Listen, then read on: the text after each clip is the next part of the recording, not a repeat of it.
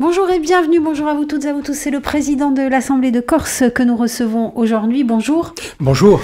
Jean-Guy Talamongne, et on va parler durant toute cette semaine de votre ouvrage, publié donc aux éditions Clémentine, des entretiens avec notre collègue Frédéric Bertocchini. Donc Jean-Guy Talamongne, le sens d'un engagement, c'est donc cet ouvrage que l'on va essayer de décrypter en votre compagnie. Un entretien, beaucoup de travail, beaucoup de discussions pour finalement sortir ce livre. Oui, ça a pris plus d'1 an en fait d'entretien avec Frédéric Bertocchini et on a, je crois, abordé un grand nombre de sujets. On a eu le temps. Et voilà, je crois que le résultat est conforme en tout cas à ce que nous en attendions. Alors, on va parler tout d'abord de cette préface qui a été réalisée par Carlos Puigdemont. La préface, un ami, c'est ce qu'il dit dans cette préface, et il fait justement un parallèle entre vos deux parcours. Alors, la préface, effectivement, j'ai pris ce que dit donc le président de la Catalogne comme un compliment. Hein. J'ai été extrêmement touché de ces mots. Hein. Alors, les parcours, évidemment, sont très différents. Hein. Le sien, le mien, le parcours de son peuple et le parcours d'une autre est différent également. Mais il y a cette amitié entre ces deux peuples, corse et catalan, depuis plusieurs décennies. Nous fréquentons, nous rendons visite. Et puis, il y a aussi, évidemment, sur le plan culturel, sur le plan politique, plus général, il y a des affinités qui sont très très fortes. Et puis une solidarité aussi. Nous sommes allés donc, au moment du référendum, nous sommes allés à Barcelone, nous avons soutenu les Catalans, nous avons été observateurs internationaux au moment de ce référendum, et même des précédents d'ailleurs, hein, qui avaient été organisés. Et les Catalans nous rendent visite aux Journées internationales tous les ans. Bon, cette année, malheureusement, elles n'ont pu avoir lieu. Mais enfin, ce sont vraiment des relations très étroites. Nous nous rendons plusieurs fois par an en Catalogne et nous recevons également des délégations très régulièrement. Donc c'est vrai que c'est un parcours commun et je suis très, très honoré hein, des mots de monsieur le président Puigdemont dans cette préface. Avant de rentrer, on va rentrer dans le détail de cet ouvrage tout au long de cette semaine, mais avant ça, le sens de l'engagement de Jean-Guy Talamongne. C'est vrai que vous avez du mal à vous livrer d'habitude, et là on sent qu'on est rentré un petit peu plus dans cet engagement-là. On connaît vos prises de position publiques, on a beaucoup moins l'envers du décor. Oui, l'envers du décor en quelque sorte, bien sûr. Bon, je ne livre pas tout de mon jardin privé, de mon jardin secret. En revanche, bon, c'est vrai que je fais le lien entre ce que je pense et ce que j'essaye de faire en tant que responsable politique. Hein. Mais c'est vrai que je n'ai jamais cessé, par-delà je dirais les différentes périodes, je n'ai jamais cessé d'être un militant hein, depuis l'âge de 16 ans hein, jusqu'à aujourd'hui. De manière différente évidemment, mais c'est le parcours d'un militant. Un parcours assez linéaire du reste, hein, parce que je n'ai pas beaucoup changé de position. Bien sûr, on change, hein, tous les êtres humains changent, les mouvements évoluent, le monde change. Hein, mais je crois que notre courant est un courant qui a, de manière générale, un parcours assez linéaire. Et moi-même, en tant que militant de ce mouvement, j'ai essayé d'avoir le parcours le plus rectiligne possible. En fait, bon, n'avons pas eu beaucoup à changer d'avis. Peut-être que nos idées étaient bonnes dès le départ, peut-être qu'elles l'étaient moins, mais en tout cas, nous continuons à les défendre avec la même force. L'objectif reste le même. L'objectif reste le même, c'est une certaine idée de la Corse que nous partageons à Corsica Libera, hein, que nous partagions à Corsica Nazione, à Conculta et à tous les mouvements qui se sont succédés hein, donc dans notre courant d'idées qui est toujours le même. Par-delà les noms de sigles qui ont changé, souvent d'ailleurs c'était parce que nous étions dissous, donc que nous avons changé de sigle. Nous avons cette idée de la Corse comme nation. C'était très audacieux lorsque nous avons commencé dans les années 70 à militer. Aujourd'hui, finalement, c'est reconnu par beaucoup de Corses. Alors, pas tous les Corses, bien sûr, et j'ai le plus grand respect pour ceux qui pensent différemment. Mais enfin, il y a quand même une majorité absolue de Corses qui ont voté en 2017 pour une liste nationaliste corse. c'est une manière quand même de reconnaître que la Corse est une nation. Et donc ça, je crois que c'est un élément important. On a vraiment fait beaucoup de chemin en quelques décennies, parce que dans les années 70, nous étions une poignée à penser que la Corse était une nation. On parle de votre livre d'entretien, donc aux éditions Clémentine, qui vient tout juste de sortir, donc un livre d'entretien où on retrace, vous nous l'avez dit ce matin, donc nationaliste depuis votre adolescence. Et dans ce livre, il y a, alors c'est pas une succession d'événements, c'est un peu entremêlé. Il y a le côté historique, le côté fait marquant, mais c'est pas forcément dans la chronologie. On retrouve des choses que l'on retrouve aujourd'hui et qui s'expliquent par le passé. Oui, tout à fait. Bien sûr, c'est la continuité, c'est l'unité aussi d'une vie, hein, donc, parce que une grande partie de ma vie a été consacrée à la politique. Pas toute ma vie, bien entendu. Hein. J'ai aussi eu une vie professionnelle, une vie familiale, et j'ai ménagé aussi du temps pour mes passions, et j'ai essayé de concilier le tout. Ça n'a pas toujours été facile, et des sacrifices, bien sûr, il a fallu en faire, hein, comme tout le monde, des choix. Hein.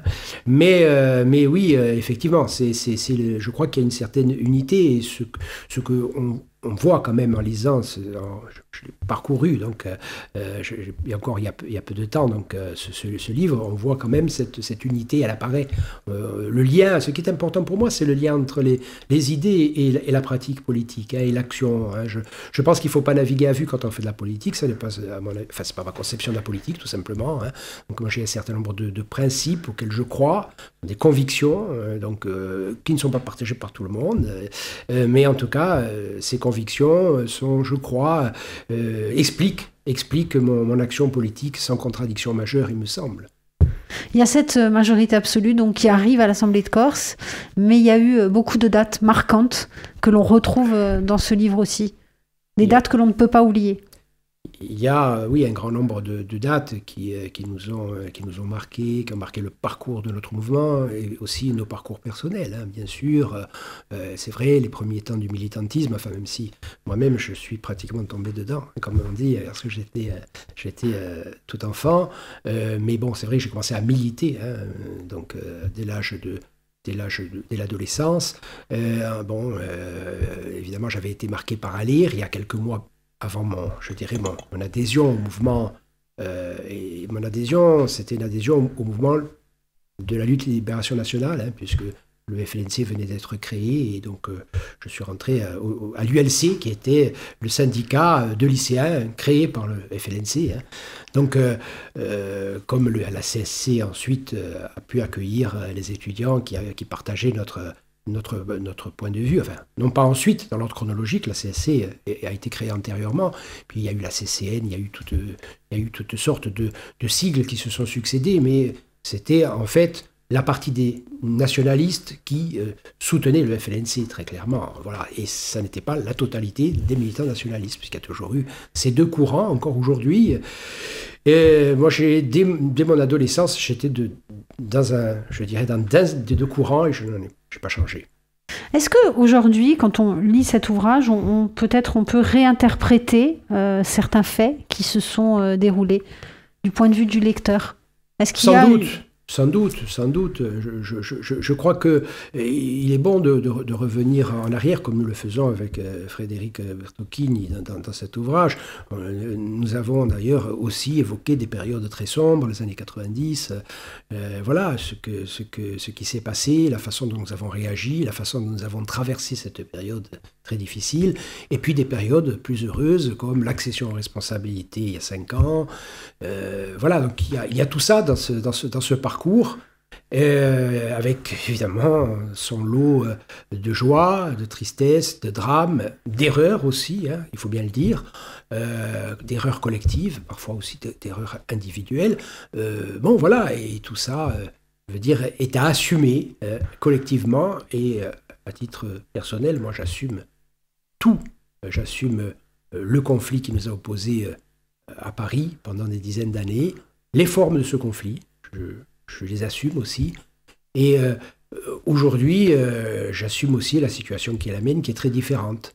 Mais je pense qu'il ne faut pas oublier d'où on vient et le parcours qui a été le nôtre. Je crois que ça peut nous aider à ne pas nous contenter, je dirais, d'une simple présence dans les institutions, même à la tête de ces institutions. Ça ne suffit pas. il faut se souvenir de tout ce qui s'est passé pendant 40 ans. Vous nous avez dit hier ne pas oublier d'où on vient pour savoir où on va. Ce livre, justement, c'est ça qui le retrace. Vous parlez de ces relations avec Paris. Elles ont été tumultueuses. Il y a les grandes lignes de ces relations avec Paris aussi. Oui, les grandes lignes de cette relation avec Paris, relations qui ont en fait alternativement été constructives à travers, c'est vrai, un certain nombre de négociations qui ont été nouées avec des gouvernements de droite ou de gauche, et puis aussi des périodes de grandes tensions et de conflits ouverts. Donc il y a eu cette alternance en quelque sorte qui nous a conduits jusqu'à aujourd'hui. Mais pendant ce temps, il y a eu aussi un progrès constant de l'idée nationale au sein de notre peuple. Moi, je parlais donc dans ces pages du début, donc lorsque nous étions très très minoritaires, et puis aujourd'hui ça n'est plus le cas, puisque les élections ont validé la thèse qui est la nôtre, et cette thèse tient en peu de mots, c'est que la Corse est une nation. Oui, c'était pas gagné dans les années 70. Qu'est-ce qui a fait changer les choses? Le sens de votre engagement, justement? Je pense que le travail qui a été fait par notre mouvement, par la famille nationaliste de manière générale, et en particulier le courant qui est le nôtre, je crois que ça a permis de convaincre un nombre de Corses toujours plus important. Je pense que le schéma gramscien donc, qui dit qu'il faut passer d'abord par la victoire culturelle et par l'hégémonie culturelle avant de passer à la victoire politique, je pense que ça peut s'appliquer à la Corse, et effectivement, en Corse, nous avons gagné la bataille des idées. D'ailleurs, cela avait été reconnu par Nicolas Alphonse, qui était un de nos opposants, qui est aujourd'hui disparu. C'était un de nos opposants les plus fermes, et en même temps, nous parlions avec lui, et il avait dit dans le journal, Corsica Libera a gagné la bataille des idées. Il a dit ça il y a une dizaine d'années. Et ça, c'était aussi une forme d'hommage, d'une certaine manière, par un de nos opposants. Oui, nous avions gagné la bataille des idées, et nous n'avions pas encore gagné la bataille électorale. Et puis nous avons gagné la bataille électorale. Ce qui ne veut pas dire que nous avons gagné la bataille politique. Voilà, c'est une nuance donc que je tiens à apporter dès à présent.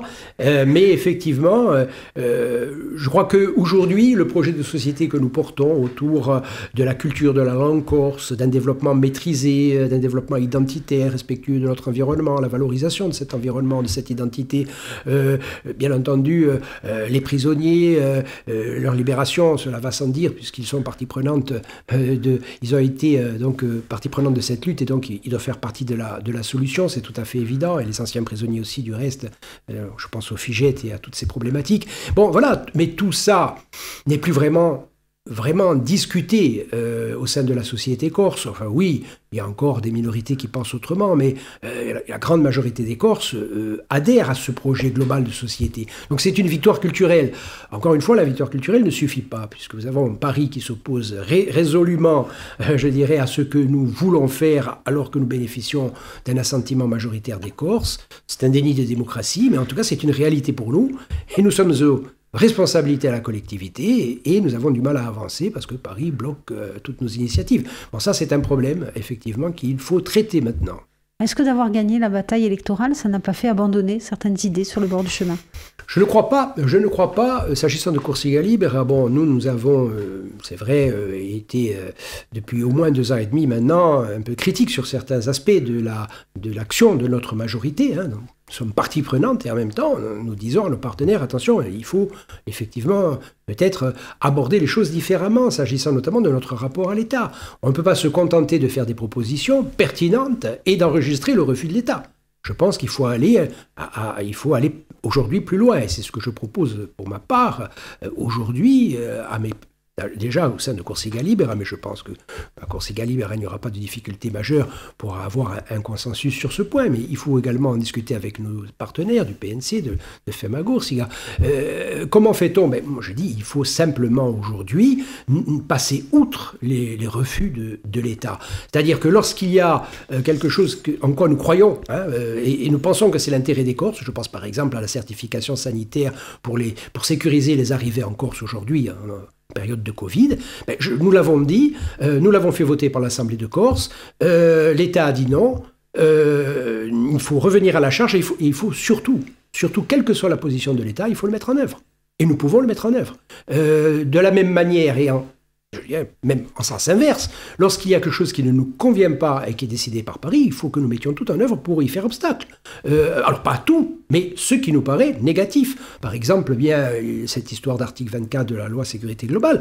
Bon, le parti Corsica Libre a dit donc il y a quelques heures que si ça devait être adopté définitivement, nous demandons à ceux qui se reconnaissent dans notre démarche de désobéir à cette loi et de continuer à filmer les forces dites de l'ordre lorsqu'elles interviennent, parce que c'est important, parce que c'est la liberté d'expression et parce que c'est aussi le moyen de contrôler ce que font, je dirais, des activités qui sont particulièrement sensibles, de contrôler ces activités particulièrement sensibles. Donc il faut désobéir, il faut aller jusqu'à la désobéissance civile lorsque nous ne sommes pas d'accord. Alors il ne faut pas faire systématiquement dans tous les cas, mais je crois qu'à un moment donné, il ne faut pas se contenter d'enregistrer des refus de Paris à nos propositions. Il faut faire vivre la nation corse. Nous avons la légitimité pour le faire parce que les Corses ont validé notre démarche à la majorité absolue. Et en tout cas, d'ici les prochaines élections, nous avons cette démarche à assumer pleinement. Et puis pour les prochaines élections, il faut prendre en compte cette nouvelle stratégie. Sinon, je crois qu'on ne sera pas à la hauteur des enjeux. Ces relations avec l'État, on les sent bien tout au long de ce livre, hein, les rencontres dans les différents ministères, les choses qui ont fait avancer les blocages, jusqu'à les dernières rencontres avec Emmanuel Macron. Mais il y a eu d'autres forces politiques avant. Oui, tout à fait. C'est vrai que nous avons eu des phases de négociation. Hein. Bon, je pense que les plus sérieuses et peut-être les plus sincères du côté de Paris, c'était avec Lionel Jospin. Malheureusement, Lionel Jospin ensuite a été battu au premier tour des élections présidentielles et tout s'est arrêté. Il y a eu ensuite une démarche de dialogue avec Nicolas Sarkozy dans un premier temps et puis ensuite il nous a envoyé le RAID, le juge Couroy, et donc, effectivement, le dialogue a tourné court, mais c'est vrai qu'il y a eu une première phase avec Nicolas Sarkozy et qu'il y aurait pu y avoir une solution, même avec un gouvernement de droite. Je pense que ce qui a compromis donc, ce dialogue, c'est évidemment l'échec du référendum. Donc 2003, ça a eu des conséquences. Comment vous l'expliquez justement ? Je l'explique de différentes manières. Je pense qu'il y a eu une maladresse de la part de Nicolas Sarkozy qui finalement avait proposé un projet à minima. Hein, donc il a reculé par rapport à ce qui était prévu au moment des discussions avec Lionel Jospin. Il a repris le processus, mais en même temps il l'a repris de façon plus timide. Il a remis dans le jeu les conseillers généraux qui pourtant s'étaient fait une raison, qui étaient prêts à disparaître. En fait, bon, c'était dans l'ordre des choses à ce moment-là. Il les a remis dans le jeu. Bon, ils se sont battus avec l'énergie du désespoir parce qu'ils se sont dit on peut sauver notre peau en tant qu'élus. Hein. Bon, ils savaient qu'ils ne retrouveraient pas forcément tous une place dans la nouvelle collectivité. Il y a eu une fraude électorale massive dans certaines communes, notamment dans le nord de la Corse, massive. Hein, et puis tous les observateurs le savent. Et donc, effectivement, le référendum a été perdu. De très peu de voix. Mais en tout cas, cela a suffi pour changer complètement la situation de la Corse. Ça a suffi pour nous faire perdre une dizaine ou une quinzaine d'années, hein, puisque finalement, bon, il y a bien eu l'évolution institutionnelle souhaitée, mais bon, avec un retard, et puis ça a entraîné des drames, des années de prison supplémentaires. Et voilà, ça a été une catastrophe que le fait que ce référendum ait été perdu. Mais nous-mêmes avons une responsabilité, puisque nous n'avons pas soutenu suffisamment le oui au moment de la campagne électorale. Nous étions nous-mêmes un peu déçus par le texte tel qu'il était présenté. La position de Corsica Nation à l'époque était un petit peu trop timide. Oui, malgré tout, je me souviens, oui, malgré tout, c'était pas très encourageant pour nos électeurs. Donc, je pense que nous-mêmes avons une part de responsabilité. Mais enfin, je crois que Nicolas Sarkozy a la part de responsabilité la plus importante.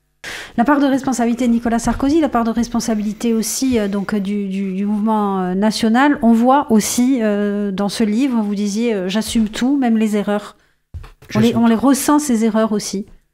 J'assume tout, même les erreurs, bien entendu. Je suis l'un des responsables de Corsica Libre, donc je dois assumer ce qui a été fait de bien et ce qui, évidemment, les erreurs qui sont inhérentes à toute action humaine, mes erreurs personnelles aussi sûrement, et les erreurs collectives, bien sûr, voilà, on ne peut pas retenir ce qu'il y a de bien uniquement, non, mais malgré tout, avec nos erreurs, avec notre combat qui a été inégal selon les périodes, eh bien, nous avons quand même, je le crois, fait avancer la Corse. Je pense que le bilan du mouvement national, et singulièrement du courant auquel j'appartiens, est un bilan positif. Je pense que si un petit nombre de jeunes Corses n'avaient pas décidé dans les années 70 de s'opposer par tous les moyens possibles à la disparition de notre peuple, disparition qui était programmée. Ah, bien sûr, ce n'était pas une disparition physique, on l'a bien compris, mais c'était la disparition de notre culture, de notre langue, de notre manière de participer au monde.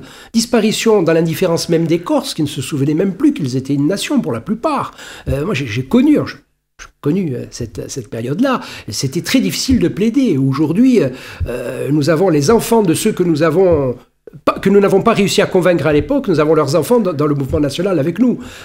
Et puis certains, d'ailleurs, ont eux-mêmes changé d'avis, oui, c'est vrai. Bon, nous avons travaillé, nous avons une force de conviction.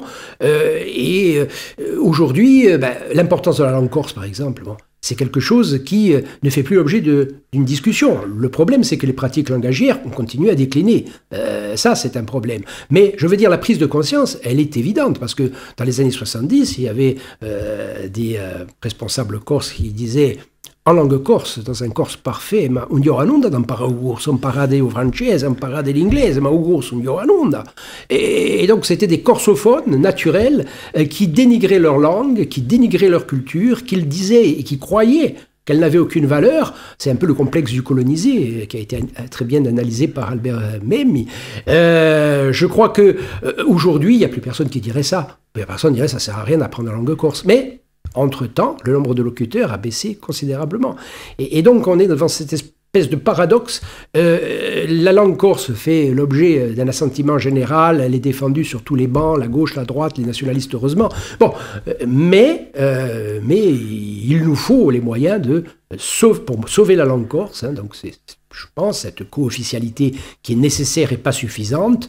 Et puis, il faut des moyens dans l'enseignement. Il faut vraiment une politique audacieuse et une politique énergique pour non seulement sauver, mais développer notre langue. On sait qu'en matière linguistique, l'irréversible, ça n'existe pas pratiquement. Bon, on a bien vu Israël qui a fait revivre une langue qui n'existait plus depuis 2000 ans, sauf comme langue liturgique. Bon, on peut tout faire, à condition d'y mettre les moyens juridiques, les moyens financiers.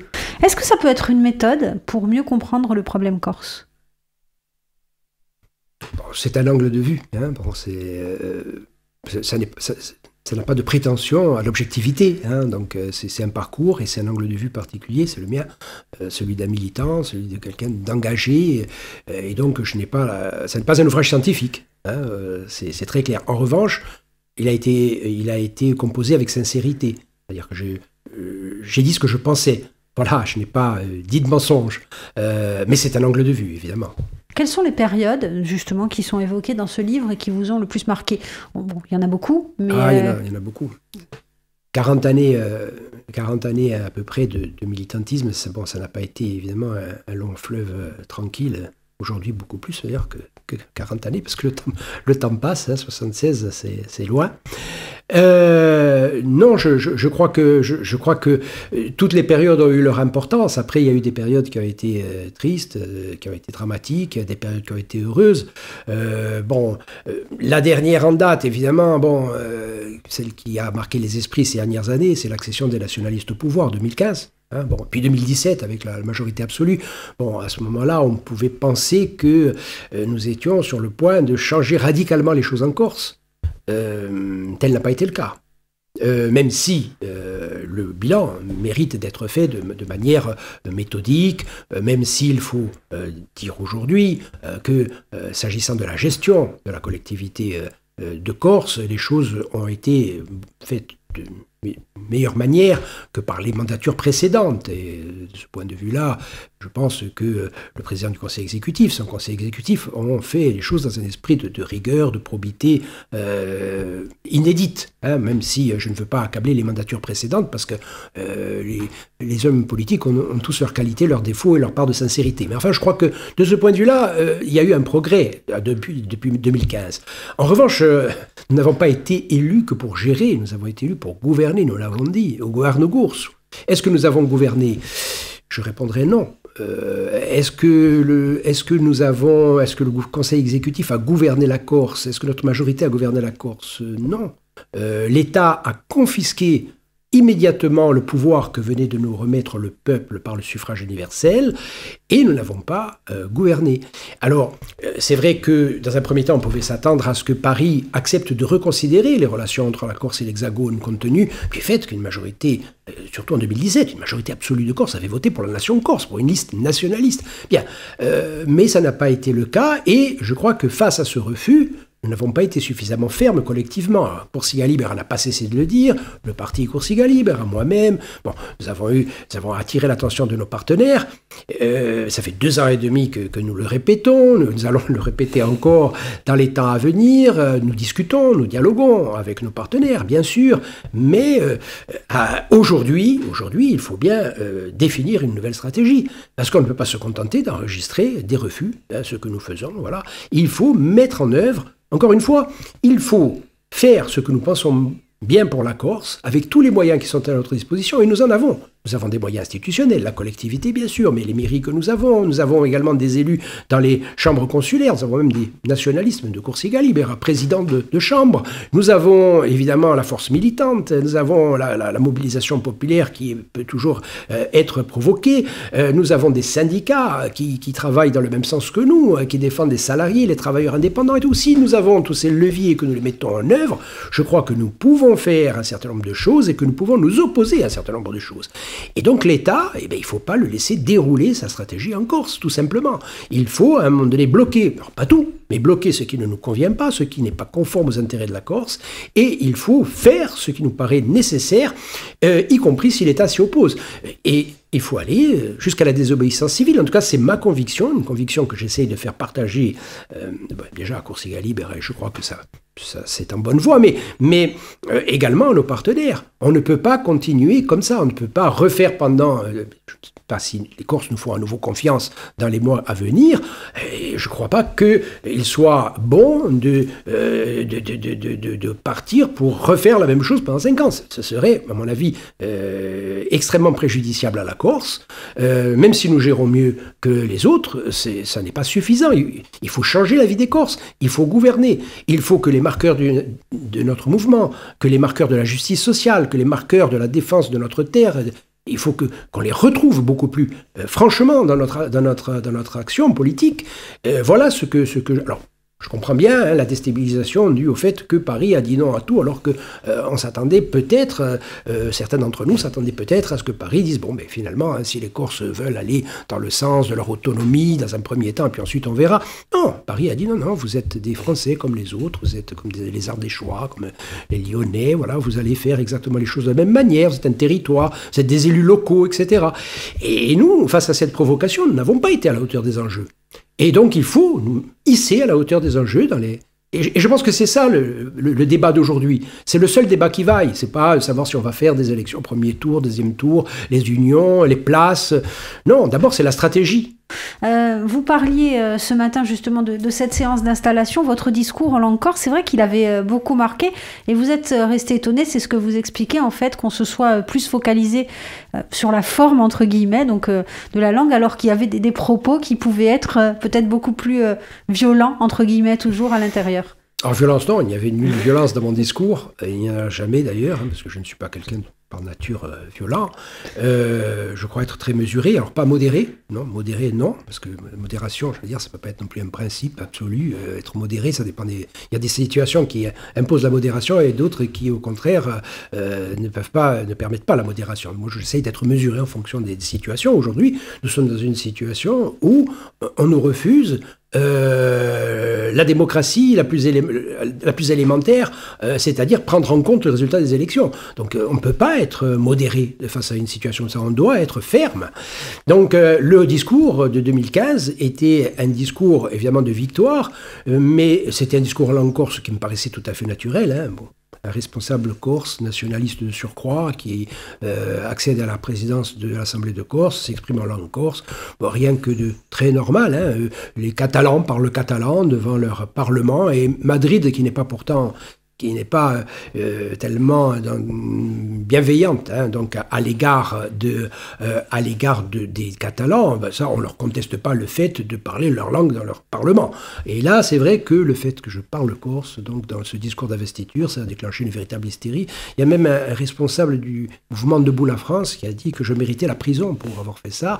Bon, c'était grotesque, mais en tout cas, il y a eu de fortes réactions. Si bien que finalement, de l'autre côté de la mer, hein, je ne dis pas en Corse, bien évidemment, les Corses ont entendu ce que j'ai dit, enfin ceux qui s'intéressent en tout cas à ce que nous disons, ils sont quelques-uns, mais de l'autre côté de la mer, on a retenu surtout la langue, et je disais des choses qui, du point de vue français, peut être beaucoup plus choquant que la langue employée, puisque je rendais hommage au FLNC, bon, donc je pense que...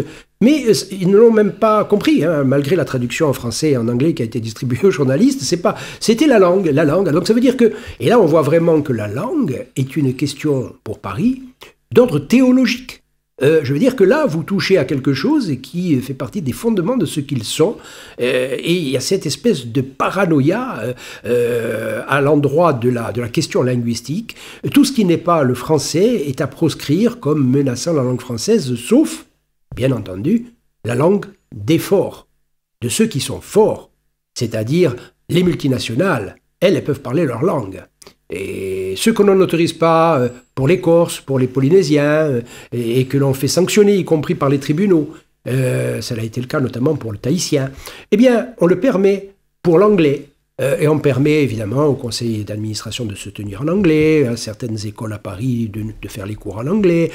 À la Bourse de Paris, une loi a été votée il y a quelques années permettant de faire de simples résumés pour les actionnaires en langue française, et tout le dossier étant rédigé en anglais. Ça, c'est clairement une loi anticonstitutionnelle. Personne ne l'a contesté. Alors, vous voyez, faible avec les forts, fort avec les faibles, c'est-à-dire les petits peuples qui cherchent à maintenir leur langue. Encore une fois, j'ai pris l'exemple des Tahitiens, ça pourrait être évidemment les Occitans, ça pourrait être les Basques, les Bretons, les Alsaciens. Et s'agissant des Corses, nous sommes une nation, nous avons une langue nationale, il nous faut la défendre, quelle que soit la position parisienne. On parle de votre ouvrage, Le sens d'un engagement, aux éditions Clémentine, ce carnet d'entretien donc avec Frédéric Bertocchine. Alors évidemment, on ne peut pas relater tout ce qu'il y a à l'intérieur, puisque vous le disiez même en début de semaine, ce parcours politique, il a été très dense, mais néanmoins, on y retrouve beaucoup de choses. L'affaire Erignac, on y retrouve Tralonc, on y retrouve les années de plomb, on y retrouve l'abandon des armes par le FLNC. Ce sont vraiment des périodes marquantes, avec non pas une explication de texte, mais ce que vous nous disiez, toujours dans le sens de faire avancer les choses. Oui, faire avancer les choses, défendre la Corse, défendre les droits des Corses, et faire en sorte que les générations qui viennent soient dans une situation différente de celle que nous avons connue. Bon, je suis très heureux que la génération de nos enfants n'ait pas affronté les situations que nous avons affrontées nous-mêmes, parce que c'était parfois très difficile. Mais nous ne sommes pas, je dirais, sortis du conflit avec Paris, même si ce conflit a pris d'autres formes. Et aujourd'hui, le rapport de force se fera différemment, mais doit se faire tant que Paris ne convient pas d'une évidence, c'est que la Corse est une nation, ne serait-ce que parce que les Corses l'ont dit à travers leur vote, et ça ne veut pas dire l'indépendance demain, ça veut dire, moi je suis indépendantiste, je vais continuer à plaider pour l'indépendance dans les années qui viennent, mais à tout le moins ça veut dire qu'il faut reconsidérer les relations entre la Corse et l'Hexagone, ce que Paris conteste vigoureusement. Alors, lorsque par exemple vous vous rendez compte que lorsque nous avons discuté du projet d'article concernant la Corse, du projet d'article constitutionnel concernant la Corse. Bon, c'est demeuré un projet, puisque comme vous le savez, la révision constitutionnelle a été abandonnée. Mais ce projet parlait des spécificités géographiques de la Corse est une île, etc. Est-ce que nous avons besoin d'un article constitutionnel pour dire que la Corse est une île entourée d'eau de toutes parts? Je veux dire, alors, nous avons essayé de demander qu'on prenne en compte aussi les aspects culturels, linguistiques, ce qui était fait d'ailleurs dès le début des années 80, à l'époque du gouvernement socialiste, président de la République François Mitterrand, le premier statut de la Corse, Gaston Defferre. Dans les débats parlementaires, on disait la Corse a une langue, a une culture, au moins on reconnaissait cela. On reconnaissait aussi la situation politique particulière déjà à l'époque de la Corse. Aujourd'hui, on fait comme si en Corse, il y avait une seule contrainte, une seule réalité dérogatoire au droit commun français, c'est l'insularité. Alors non, l'insularité, déjà, il faudrait en tirer toutes les conséquences, ce qui n'est pas le cas aujourd'hui, et dans les relations avec Paris, s'agissant d'un certain nombre de dossiers très importants. Je pense notamment, par exemple, au dossier des carburants, où l'on continue à avoir la TVA à 13%, la TGAP, ce qui n'est pas le cas des autres îles. On ne tient même pas compte, d'ailleurs, de l'insularité. Mais enfin, l'insularité, on la reconnaît, heureusement. Mais sauf que la Corse, c'est pas seulement une île. C'est une île avec un peuple qui a sa langue, sa culture, sa manière de participer au monde. Et ça, il faut le... Et puis, c'est un peuple qui a voté pour se dire nation, pour affirmer sa dimension nationale. Alors ça pose un problème politique, si on est démocrate.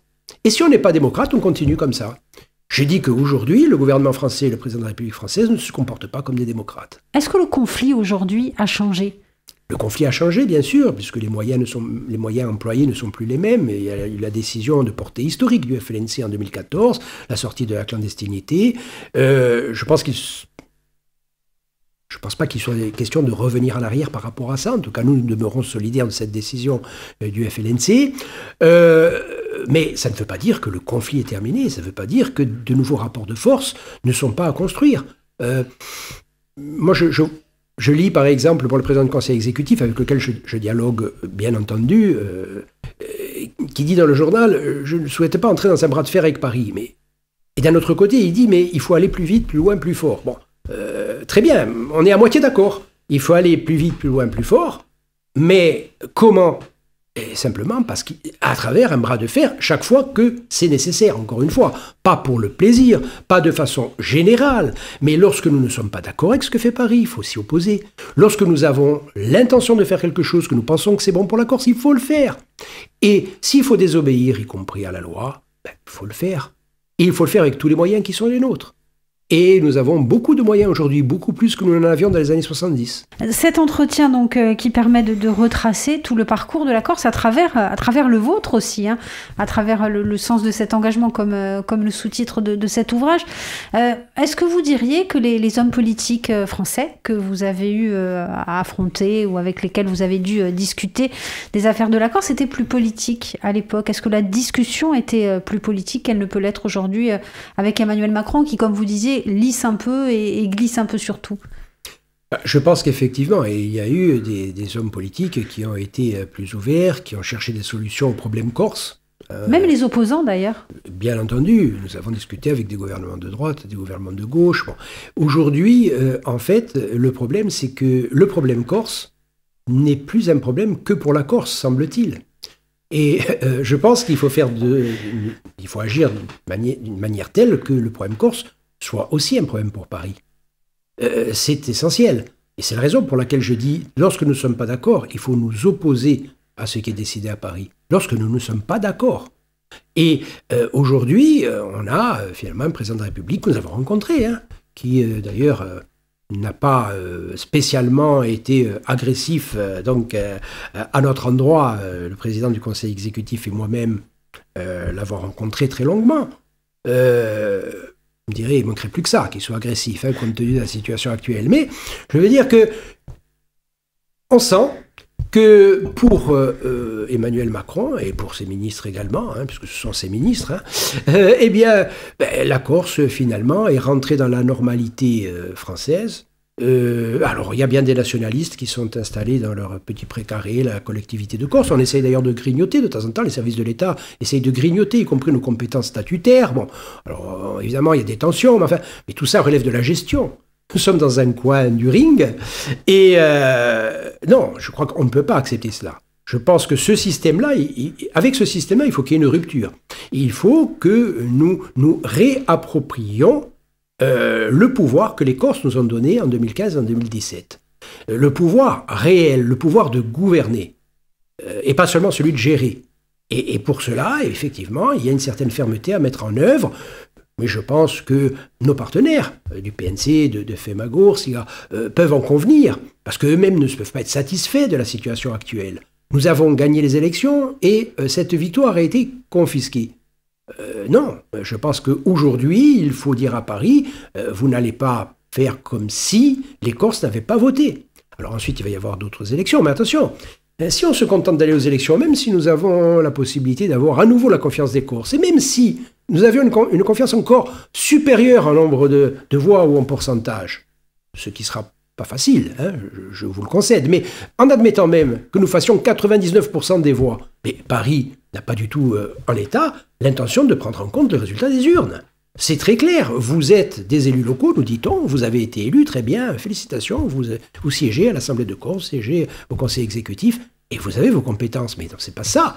C'est que les Corses ont voté pour un projet qui est un projet national, qui est un projet d'autonomie dans un premier temps, et puis ensuite on discutera. Mais le fait de dire, bon, vous avez voté pour vous occuper des routes et des ronds-points, même s'il faut s'occuper des routes et des ronds-points, enfin, je veux dire, on ne peut pas réduire notre victoire de 2015 et notre victoire de 2017 à la gestion de la collectivité de Corse. Non, je veux dire, ça n'est pas acceptable politiquement. Et nous-mêmes, nous ne pouvons pas accepter cela.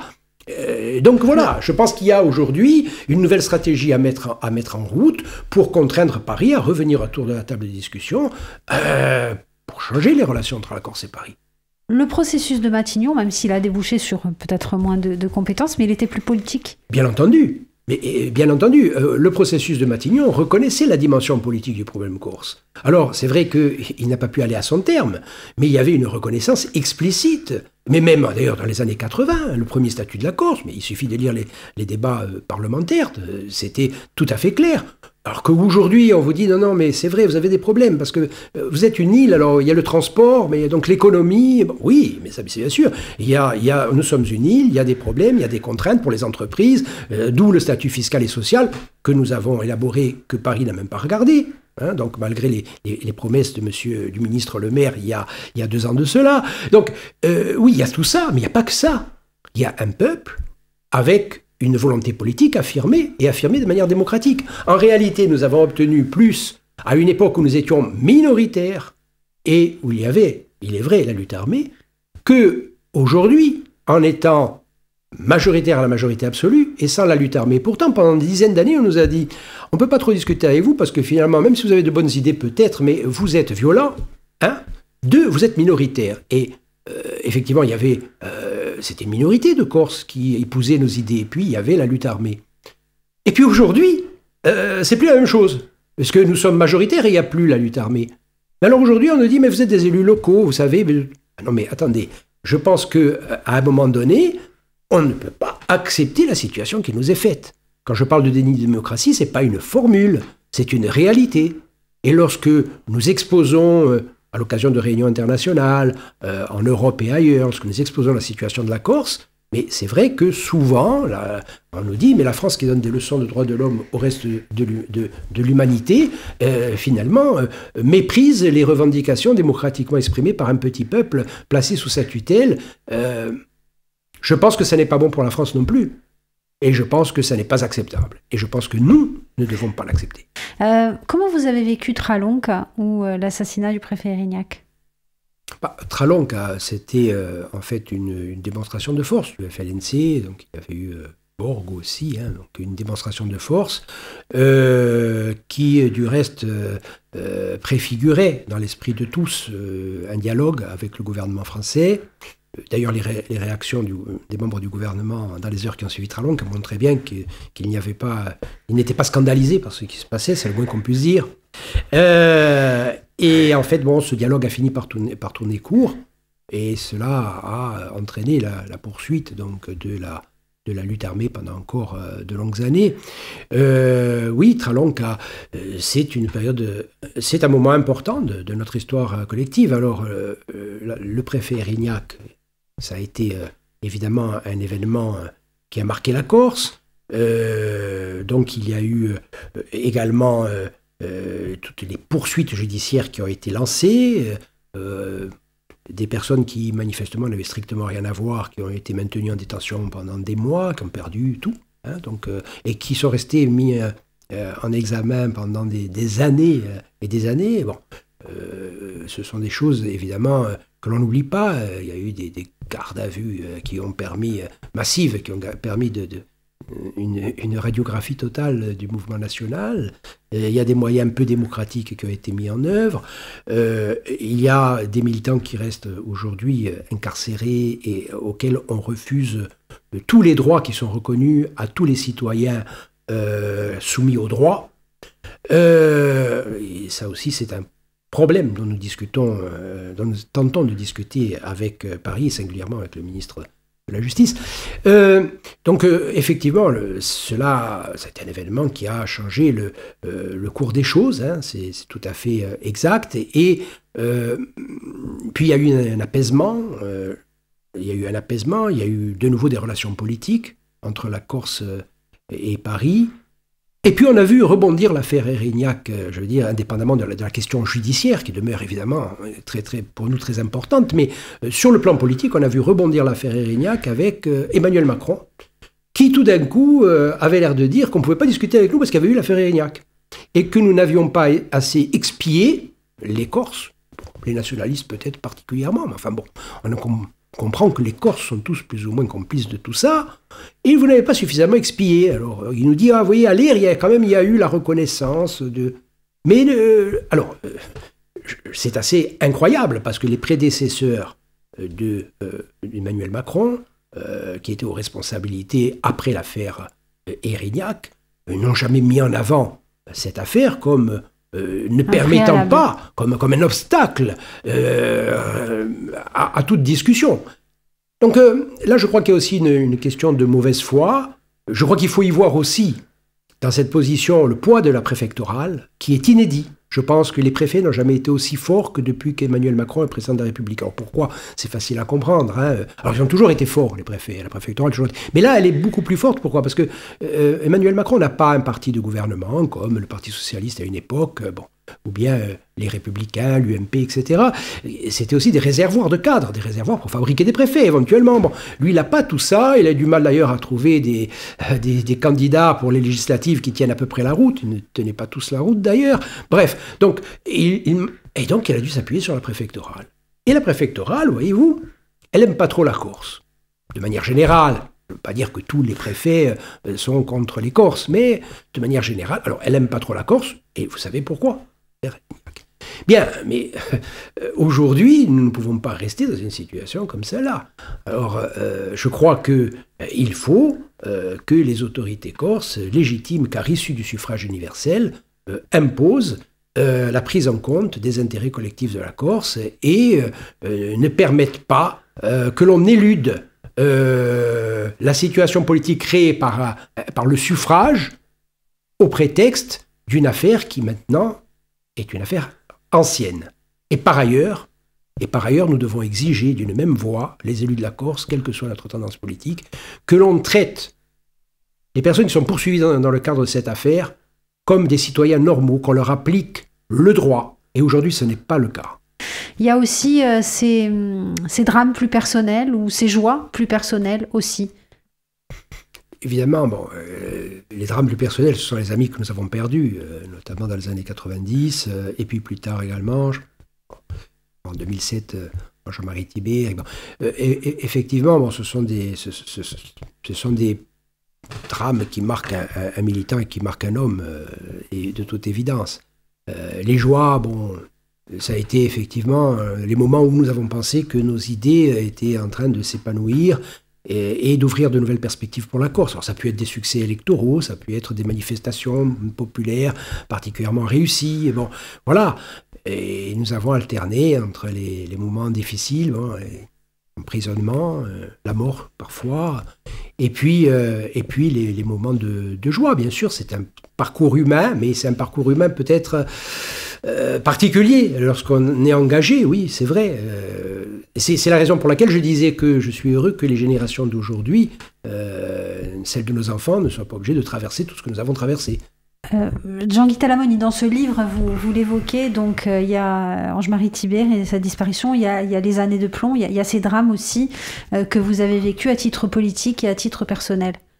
Bien sûr, à titre politique et à titre personnel, pour un certain nombre de militants dont j'étais très proche. Alors, je ne peux pas les citer tous ici, mais évidemment, Ange-Marie Thibert, qui était un ami proche, Vincent Lolchero, avec qui je travaillais tous les jours, Philippe Paoli, et qui était aussi un de mes amis, un de mes proches, et d'autres encore.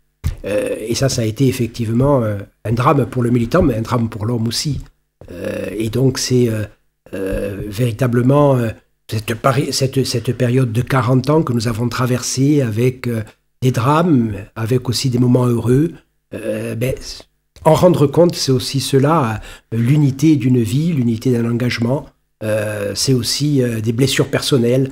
Et c'est tout cela que l'on retrouve, c'est vrai, aujourd'hui, lorsque nous parlons de ce parcours maintenant déjà, un parcours déjà assez long. En rendre compte, c'est aussi donner de la force à toute la démarche quand on rentre dans cet hémicycle. Tout à fait. Lorsque nous sommes rentrés en 2015 à cet hémicycle, et je l'ai dit d'ailleurs dans mon discours d'investiture, nous sommes arrivés avec tous les militants qui nous soutenaient et qui ne pouvaient pas être dans l'hémicycle, qui étaient parfois à l'extérieur, mais nous sommes rentrés dans l'hémicycle avec nos morts, nous sommes rentrés dans l'hémicycle avec nos prisonniers, nous sommes rentrés dans l'hémicycle avec tout ce que nous étions. Et ça a été un moment très fort, parce qu'on a pensé à ce moment-là à tous ceux qui n'étaient plus. Et ça a été un moment de joie, mais aussi un moment de recueillement, d'intense émotion. Et aujourd'hui, ces prisonniers, il ne faut pas les laisser dans leurs cellules. Aujourd'hui, il est impensable de ne pas prendre en compte les prisonniers. Et donc, il n'y aura pas de solution politique viable qui ne prenne en compte la question des prisonniers. Donc, il faut aujourd'hui trouver des solutions immédiates et puis à plus long terme. Mais on ne peut pas accepter encore qu'il y ait, par exemple, des prisonniers auxquels on n'applique pas le droit. Je pense notamment à ceux qui ont été condamnés dans le cadre de l'affaire Erignac. On ne peut pas l'accepter. On ne peut pas accepter aujourd'hui de voir des personnes âgées, malades, en prison, alors qu'elles pourraient très bien être remises immédiatement en liberté. Donc ça reste pour nous un objectif essentiel, le traitement de la question des prisonniers politiques. On parle de ces entretiens réalisés avec Frédéric Bertocchini aux éditions Clémentine, le sens de cet engagement, de cet engagement aux côtés de Corsica Libera, comme ça s'appelle aujourd'hui. Donc les sigles, vous nous l'avez dit, qui se sont succédés en fait, au fur et à mesure des dissolutions ou des changements d'ailleurs. Corsica Libera, on voit aussi à travers votre parcours, le parcours de Corsica Libera, il n'a pas toujours été simple, y compris dans le mouvement national. Non, bien sûr, il y a eu des divergences. Bon, déjà, la divergence historique entre les deux courants du mouvement national, c'est-à-dire un courant qui soutient la clandestinité, un courant qui condamne la clandestinité, selon les périodes, qui la condamne ou qui en tout cas ne la soutient pas, qui est hostile de manière générale à la lutte armée. Un courant qui poursuit l'objectif d'indépendance nationale, clairement, un courant qui poursuit l'objectif d'autonomie. Donc ça, c'est évidemment des différences qui sont historiques. Et puis après, il y a eu aussi des divergences internes à ces deux courants, donc à plusieurs époques. Oui, c'est notre histoire, mais les mouvements comme le nôtre, lorsque l'on connaît un peu l'histoire et l'histoire d'autres pays, d'autres luttes, on sait très bien que cela s'est produit partout ailleurs. Alors ça ne nous console pas, surtout que chez nous ça a pris à un moment donné une dimension extrêmement dramatique, mais dans les autres pays aussi. Alors encore une fois, ça ne nous console pas, ça ne nous exonère pas des erreurs que nous avons commises, ça explique un certain nombre de choses. Et c'est vrai que de connaître aussi l'histoire des autres peuples, ça nous a peut-être aussi conduit à trouver des solutions à un moment donné, parce qu'on a parlé, c'est vrai, longuement avec Frédéric Bertocchini de cette période des années 90, des années de plomb, mais nous avons parlé aussi du sursaut de Miliachar et de la signature d'un accord qui a été appliqué jusqu'à nos jours.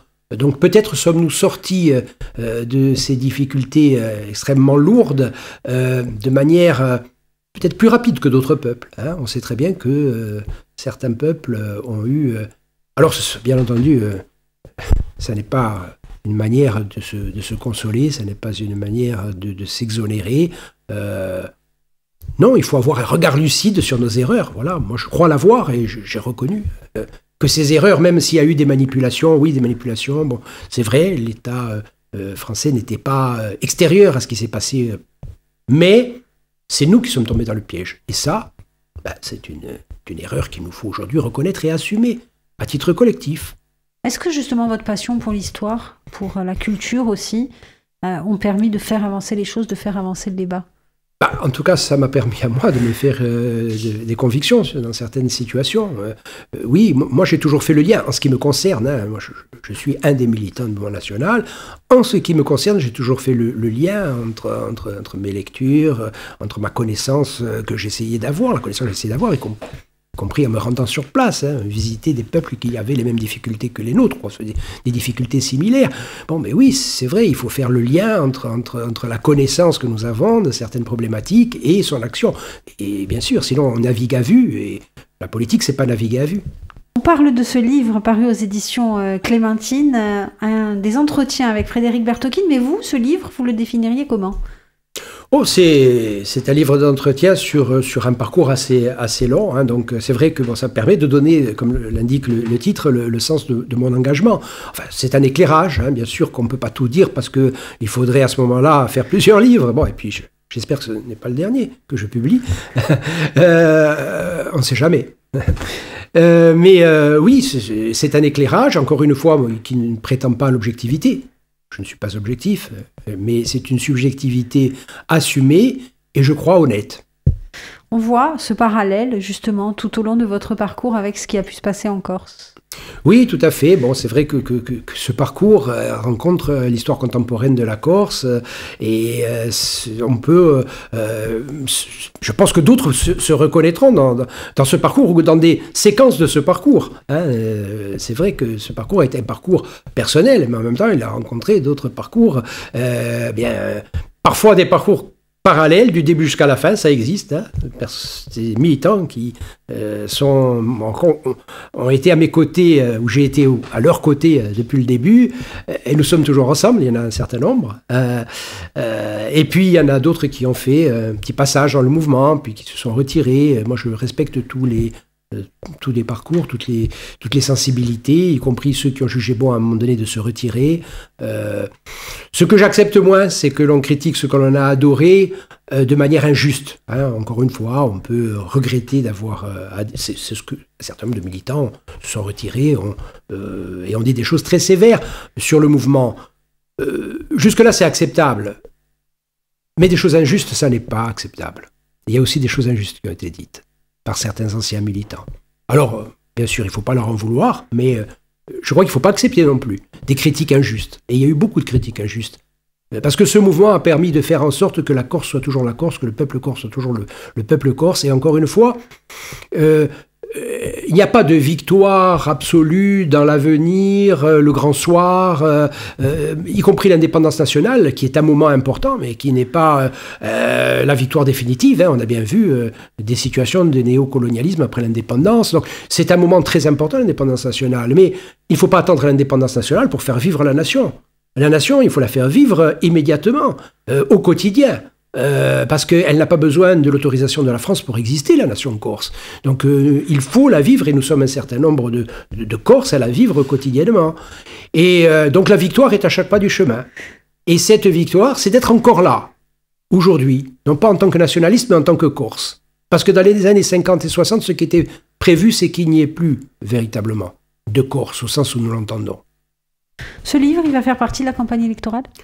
Ça n'est pas un livre de campagne électorale. Nous l'avons commencé il y a 1 an et demi avec Frédéric Bertocchine et nous étions très loin de la campagne électorale. Nous pensions d'ailleurs que nous aurions le temps de le finir beaucoup plus rapidement et puis ça a été beaucoup plus long que prévu. Non, ça n'a rien à voir. Et puis d'ailleurs, je ne suis pas en campagne électorale. Je suis dans mes fonctions de président de l'Assemblée de Corse. Je propose des stratégies qui ne sont pas connectées à la campagne électorale. Je propose une stratégie pour sortir des difficultés qui sont aujourd'hui celles de la Corse. Pour l'instant, moi, je ne suis pas candidat à une élection, non. Je suis président de l'Assemblée de Corse, tout simplement. Merci Jean-Guy Talamone. Merci d'avoir passé cette semaine dans notre compagnie. On retrouvera cette émission podcast audio et vidéo sur le www.alta-frequenza.corsica. À bientôt. Maria.